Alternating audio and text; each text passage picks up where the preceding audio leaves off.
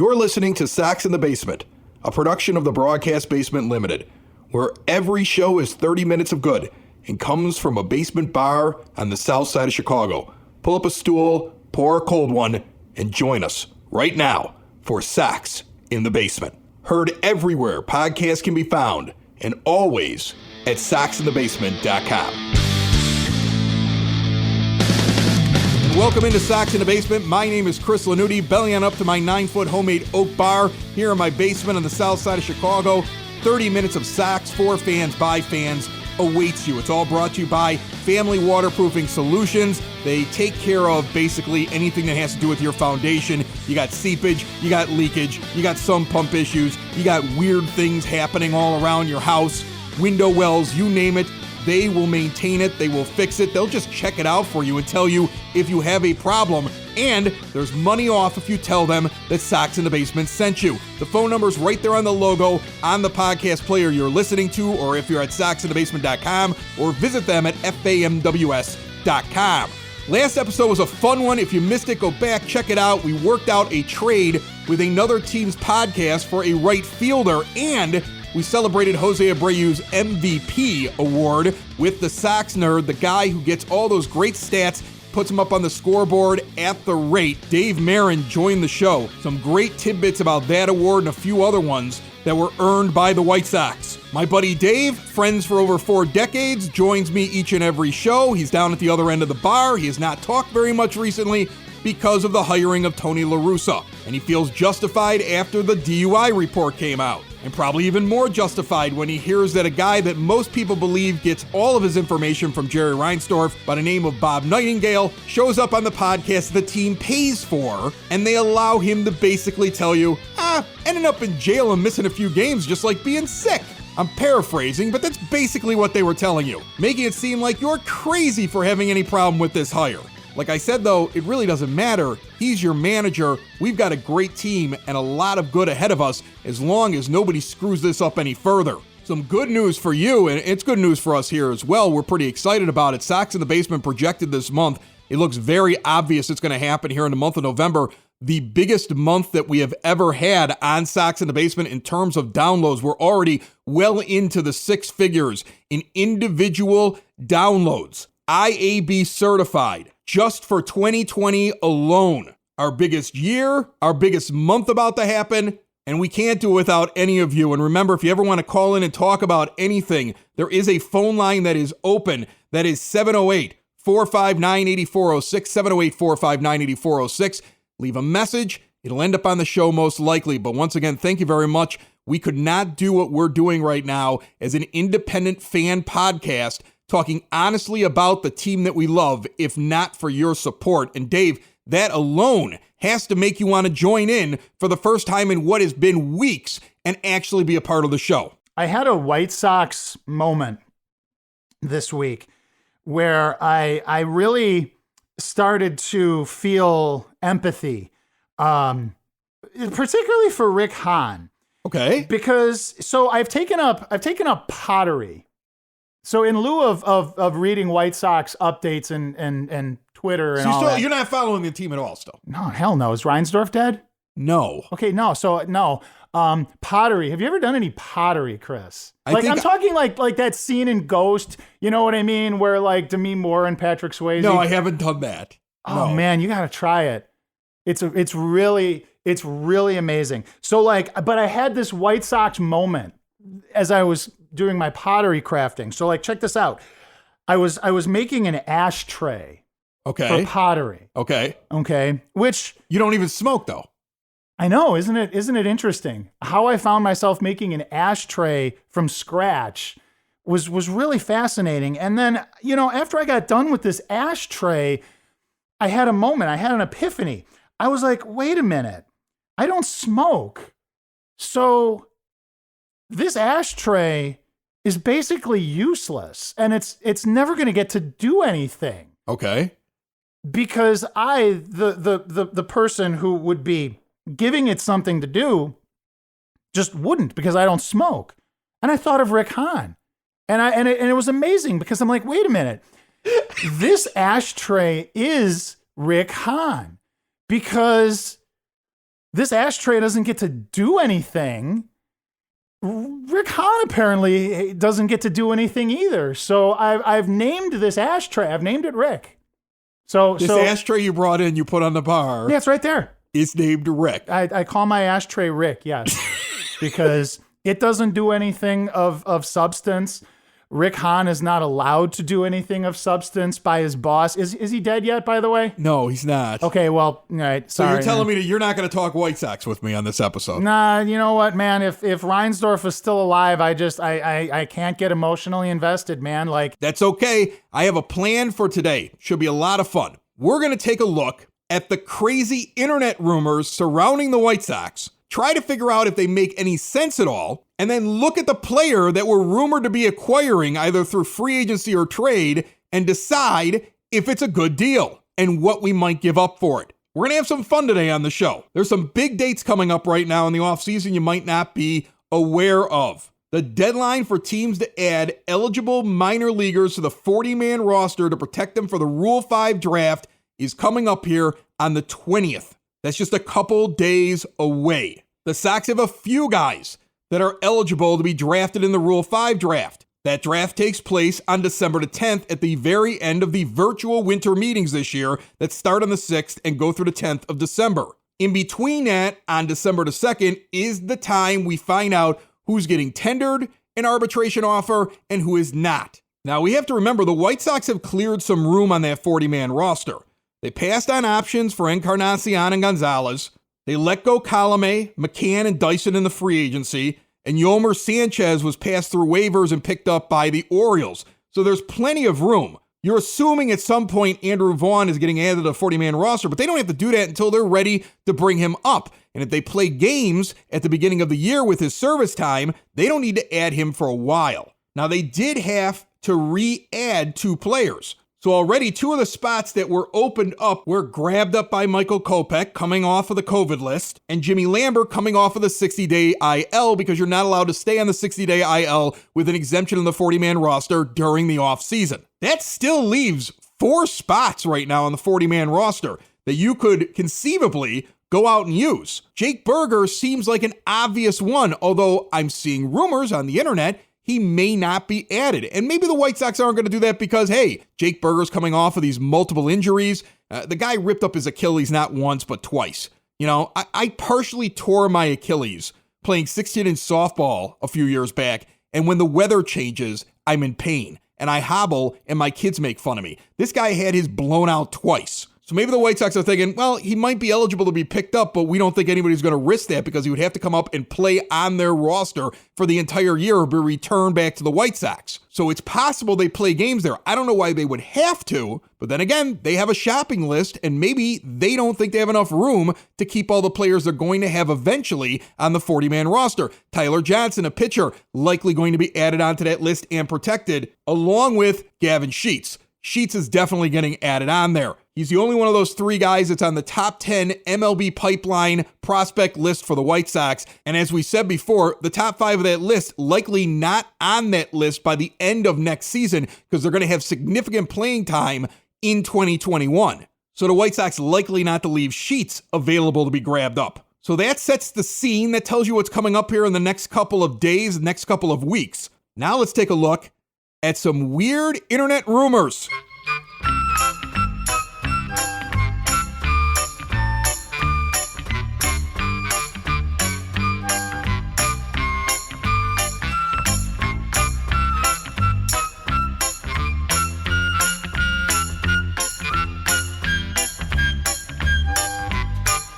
So there's a couple of accounts right now on White Sox Twitter that I'm getting a kick out of.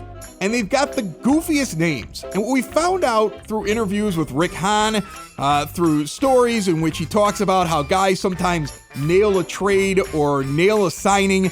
And he's like, how did this guy come up with the information? Ask Jeff Passan, who broke the Tony La Russa story, and has explained to people that somebody sent him a direct message from some ridiculous sounding account and told him, check out Maricopa County in Arizona. Tony La Russa got a DUI. And it really feels like somebody inside the White Sox, angry about the fact that La Russa was hired, made a Twitter account and reached out to an MLB reporter. That could also be a story because it's always seemed like Rick Hahn and Jeff Passan have a pretty good relationship, much like Bob Nightingale and Jerry Reinsdorf. But let's say he gets it in his direct messages from some weird Twitter feed. There are two of them that have popped up recently. One is called Portillo's Hamburger. This is a great follow right now if you're into supposed inside information on White Sox moves. He joined up in February of 2020. The handle is at Portillo's Hambu1, Hambu 1. He only has 344 followers, and he's throwing everything you can at the wall to see if it sticks. But if you look at some of the things he's said since February, he's actually been right about a couple of things. It's kind of interesting. He hasn't been right about everything, but he's been right about a few things. It gives you the impression that he's possibly somebody who's in and around the White Sox organization with a burner account. There's another one called Al's Cheesy Beef. This one only started a couple of weeks ago. It's Al's Cheesy BEE01 on Twitter, only 133 followers, also throwing things at the wall to see if they stick. And you see a lot of accounts like that out there. And you have to take everything they say with a grain of salt. But as an exercise today, let's look at some of the things they've said and see if it's feasible, if it makes sense, and if you would actually do that deal. These accounts right now are talking about the possibility of a deal for pitcher Yu Darvish from the Chicago Cubs. Now, Theo Epstein said, that's it, I'm out, and left. He did that in Boston too. Builds a team, wins a World Series, has a run. The team says we're running out of money. He goes, whoop, I'm out of here, and he's gone. Did it again with the Cubs, and rumor is they're going to be shedding payroll. You know, they got to get rid of some guys. They want to change some things around there. I don't think Chris Bryant is ever going to sign a deal with them because he's got such ill will, not only towards his fan base, but also the fact that they play games with his service time. Remember, he had that hearing. He tried to file a grievance. He didn't win. I think that guy runs the hills, and they know it, and they're going to try to get something for him in the offseason. He'd be interesting to see out in right field for the Sox. I think he could do it. I don't know if they're going to target him because I think he's really just a one-year rental player unless you're sure you could sign him long-term. And I think what that guy's going through, he's going to want a lot. And the Sox may not be willing in investing in that. But a guy who makes sense for them is Yu Darvish. He's got about $59 million left on the next 3 years. So you get 3 years of control of a pitcher.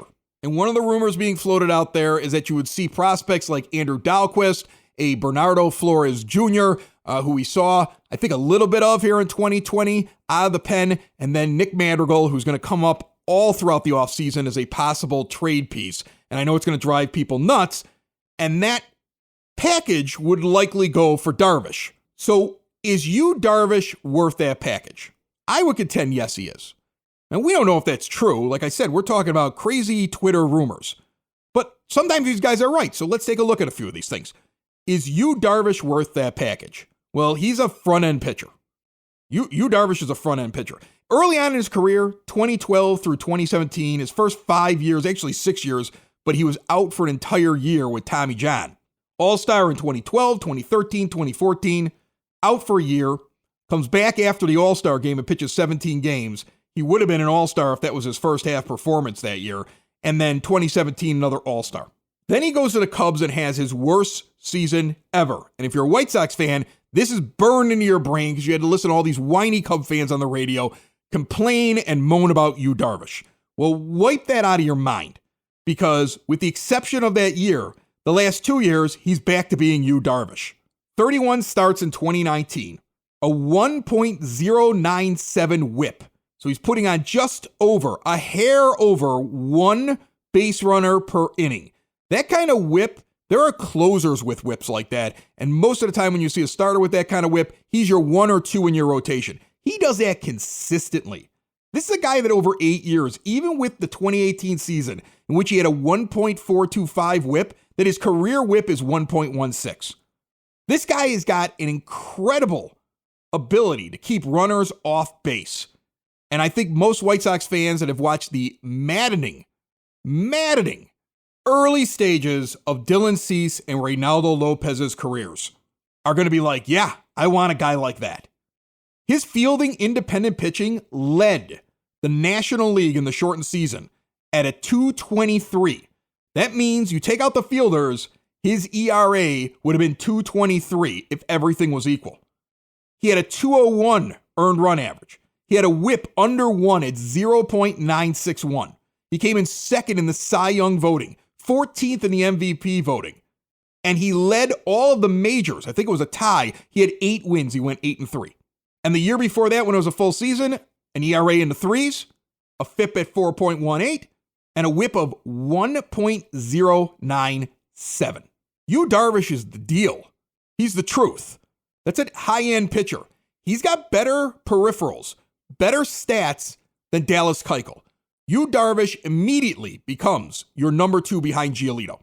In fact, there will be an argument during the spring training, during camp, of should you be the ace. Now, he won't be because Lucas is a leader and he's part of that core. But that's what Yu Darvish is. We sit around and we go, we would love to get Trevor Bauer. I would love to get Trevor Bauer. But if you're able to get Yu Darvish, I think you give up a guy like a Nick Madrigal. I like Nick Madrigal. I like his ability. But that deal, Dahlquist and Flores and Madrigal, that you're hearing this weird rumor, and like I said, this is from one of these crazy Twitter accounts. I think you make that deal.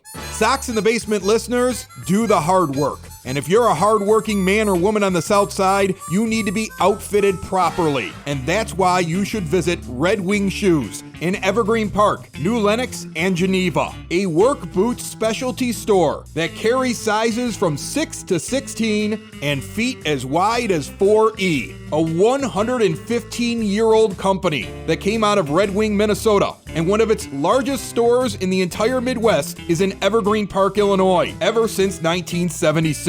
When you're on your feet, the footwear is everything. So why not get an expert fitting? They warranty, repair, and offer free conditioning with laces. And they also carry Carhartt work clothing as well. Located at 3347 West 95th Street in Evergreen Park, Illinois, at 208 East Maple Street on Route 30 in New Lenox, or at 1749 South Randall Road in Geneva. Visit them today. You work hard. You've earned it. Red Wing Shoes. All right, I've seen a lot of hype on, will the White Sox go get Jose Quintana? Why does it matter? Quintana is a free agent.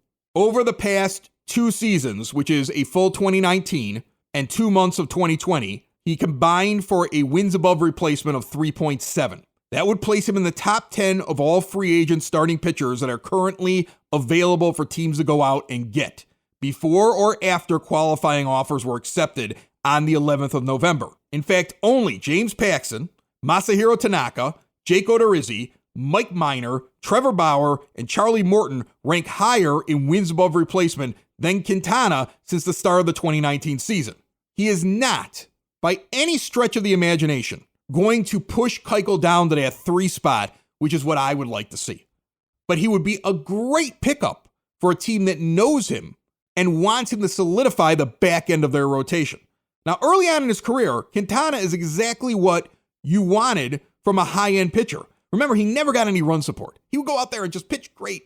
They couldn't score a run for the poor guy, right? In 2013, he's got a whip of 1.22 and a FIP of 3.82. His FIP gets down below 3 in 2014 with a whip of 1.24. He's got a FIP of 3.18 in 2015 with a whip of 1.27. He has a great whip of 1.16 in 2016. And then the season that he gets traded, he isn't doing as great for the White Sox, but when he gets to the Cubs, he has just an incredible couple of months there in that trade. The problem is, ever since then, his last 3 years with the Cubs, he is a back-end rotation guy. The magic that was there was lost. Over the last 3 seasons, Quintana's whip has never gotten below a 1.3. It's never gotten above a 1.38, but he looks like a 4 or 5 starter when you look at that whip. When you look at his fielding independent pitching, 2018 was his worst season, but actually he had a 3.80 in 2019, even though his ERA was 4.68, showing that if it were for better defense and better bounce of the ball, Quintana would have been a much better pitcher. And his fielding independent pitching in the shortened season of 2020 was below 3, even though his ERA was 4.50. Again, showing that Quintana has been more unlucky than bad. But even if you get unlucky Quintana, what he's able to do out there and what he's done over the last couple of years for the Cubs would clearly give you somebody that could sit in the 4 or 5 spot. And that isn't the worst thing in the world. I still think that you need to have a guy that's going to be in the in the 2 spot and a guy in the 4 spot. That's what you really want. If you could sit there at the end of the offseason and say the White Sox acquired 2 pitchers, 1 slot in 2 and 1 slot in 4, Giolito's 1 and Keuchel's 3, and 5 is going to be a toss-up competition between Dunning and Kopech and Cease, I'm happy with that. And that is the dream that you want to have. And look, folks, if you're sitting there saying, Chris, you got pie-in-the-sky aspirations, let us not forget that the Mets just got a new owner that's ready to pour so much money into his team. He wants to be the East Coast Dodgers. And guess what? The Dodgers aren't going away either. You're going to run into one of them, or even the Braves, or one of these other really good National League teams in the World Series if you make it. And in the American League, it's not going to get any easier. You're in a difficult division. The Twins are going to be there with you every step of the way. The Tigers are only a few years away, I'm telling you right now. Your window's opening, theirs is opening a couple of years later, and they got the manager that you wanted. And when I say you wanted, I mean everybody in the White Sox except for the owner. So it's lining up great for them. You've got very good teams in the American League that are coming around. You're a contender.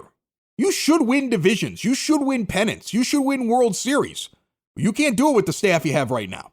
And we've talked about it at length, like go out in the free agency, but you know what? Trades may make sense. Imagine, though, if you added both those guys. That's pretty solid right there. It would drive Cub fans nuts. MLB trade rumors currently list the White Sox as going after and possibly acquiring George Springer and James Paxton. Now, we talk about Springer. The White Sox currently, like Vegas odds, are sitting about 3rd or 4th in whether or not they're going to get Springer. I think they're going to be a contender in it. And going back to some of those crazy accounts that I talked about, Portillo's Hamburger seems to think that the Sox are trying to jump the market just like they did with Yasmani Grandal, which is funny because James Fox, before that tweet went out, said the same thing on this show. So maybe Portillo's Hamburger just listens to our show, says the same thing. I don't know. Never met the guy. Maybe he's James Fox. I have no idea. Maybe he's the source that James Fox talks to because he seemed to have a good idea that the White Sox were going to target and possibly try to jump the market on George Springer. I still think that's a good possibility that the Sox go out and try to get him and put him in the outfield. He may be their number 1 target. That said, MLB trade rumors had one other player that they predicted was going to end up with the White Sox. It's a really interesting name. I don't know if there's any truth that the Sox would be pursuing him, but the name they came up with was James Paxton. Now, James Paxton is a really interesting pickup for the White Sox if they go out and get this left-handed free agent who will be entering his year 32 season. When he was with Seattle, James Paxton was a beast, especially the last 2 years. The last 2 years in 17 and 18, his 28 and 29-year-old seasons, James Paxton had a whip like what I described with Yu Darvish. James Paxton had a FIP like what I said with Yu Darvish. He had a ERA like Yu Darvish.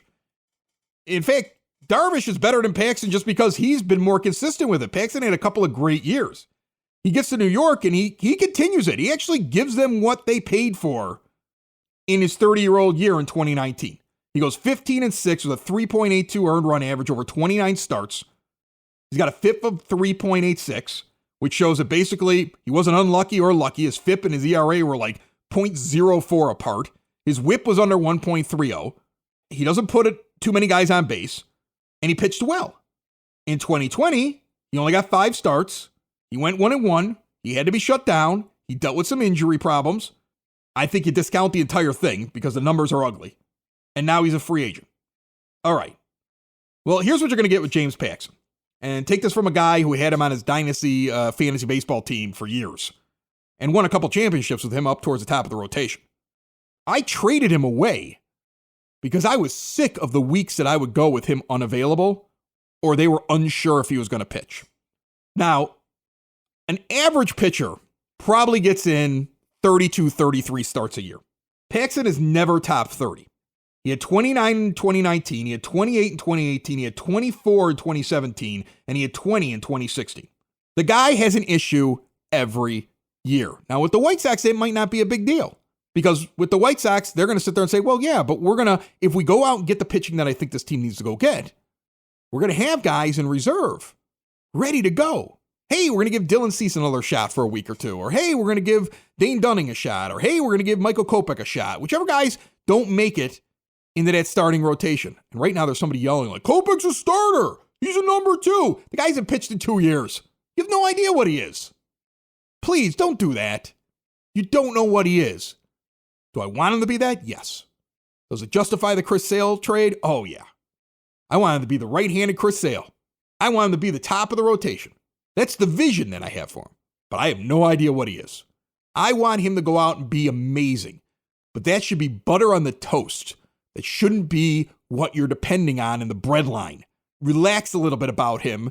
Don't have massive expectations on him. The Sox would be wrong to have massive expectations for him, and I don't think they do. That's why you're hearing about all these different names the Sox may be pursuing. They know they need pitching, either by free agency or trade. But you can deal with a guy like Paxton who's going to miss 3 to 5 starts, likely, in 2021, because you're going to get great stuff out of him, and you are going to have enough depth to handle that week or two he's going to be missing. Your training staff is going to have to work with him. They're going to have to make sure everything's great with him, and you are rolling the dice, but you roll the dice with every pitcher that you bring in. Look at the rash of injuries that pitchers are dealing with. So I wouldn't discount him. I think he's a great pickup. Let's go back to that list that I had of guys with the wins above replacement. We just talked about Quintana, right? Paxton? Right there with Quintana in the war. Quintana's a 3.7 over the last 2 years, the full 2019 season and a partial 2020, and Paxton's a 3.8. If you own a business, Elite Benefits of America wants to remind you that health insurance open enrollments are either happening now or coming very quickly. And this is the time to review and implement a healthcare plan to make or keep you as the employer of choice. Deadlines for open enrollment range between November 1st and January 1st. Get ahead of the curve. The Small Business Special Enrollment Period, part of the Affordable Care Act, now allows employers with 49 employees and under to offer health benefits without contributing a dime to the employee plan. Help your employees save money on taxes with health insurance they're already paying for with their hard-earned dollars. Butch Zemar from Elite Benefits of America wants you to reach out to him today. Visit elitebenefits.net or call 708-535-3006. The White Sox supposedly interested, I'm telling you, they throw everything at the wall to see if it sticks, in Nelson Cruz. Move on. This would only be an interesting deal because you'd be hurting the Twins by taking Nelson away. But you'd also be rolling the dice with Nelson Cruz, much like you did with Edwin Encarnacion. Now, maybe you're doing that because your idea is, well, Nelson Cruz starts the season. He DHs for you. And if it doesn't work out, Andrew Vaughn is ready. Like, maybe that's what the plan is. I mean, he had an OPS of 992 in the shortened season. His OPS for his career is 876. His splits are very interesting. Everybody keeps saying, like, we need more hitting that hits right-handed pitchers. He does better against lefties. He's done that for his career. He did it last year. But he does have an OPS career-wise and last year of over 850, which means he is a competent, good hitter against right-handed pitchers. He's not a star, but he's good, and he's better than most that you already have on the team. So he wouldn't be a bad pickup to put on your team. Plus, he would weaken the Twins. The only thing that I would sit there and worry about is, just like Edwin Encarnacion, we're going out and getting a guy that's right towards the end of his career. The man was born in 1980, and he's 40 years old. It ends for all of us at some point. He would be the kind of signing that you would give money to and have the option. You'd be trying to do an Edwin Encarnacion deal, saying, well, and if it doesn't work out, Andrew Vaughn is ready in a month or two. That's what you'd be doing there. That's the only thing you'd be doing there. I think that's a crazy rumor. In fact, that's one of the craziest ones that I've seen that I don't think is real. He'd be a really nice addition. And if it works out, man, this lineup's already incredible. Think of how much more incredible it would be, and you would weaken the Twins. But I just don't see it happening. He seemed to really like being in Minnesota. The main thing that we need, too, is pitching. We really need pitching. I don't know if it's coming from free agency. I don't know if it's coming from trades.